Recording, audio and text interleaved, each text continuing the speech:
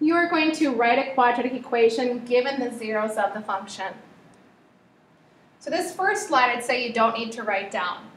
What we give you are two zeros, 2 and -1. And what you want to do is rewrite each equation so it equals 0. So it's in what we call factored form.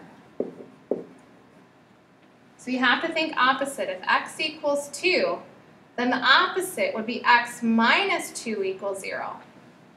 And then if x equals -1, think opposite. As a factor, it would be x plus 1 equals 0. So here they are now, applying that zero product property.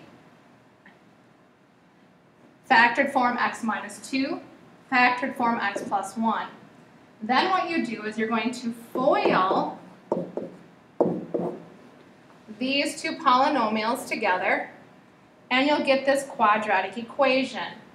Then just replace the 0 with f of x, represented as a function.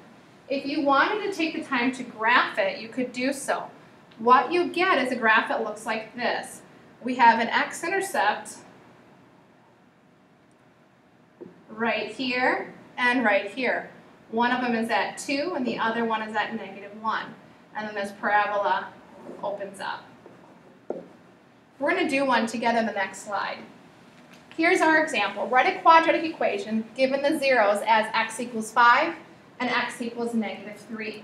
So we write them in factored form. So here's our first 0. So as a factor, it's going to be opposite. X minus 5 equals 0. And then as a factor, it's going to be x plus 3 equals 0. And now we write them in together, dropping the zeros, as x minus 5 and x plus 3. And we just set that equal to 0. Now we have it in factored form. We want to go ahead and multiply these two binomials together by FOILing. So first would be x times x is x squared.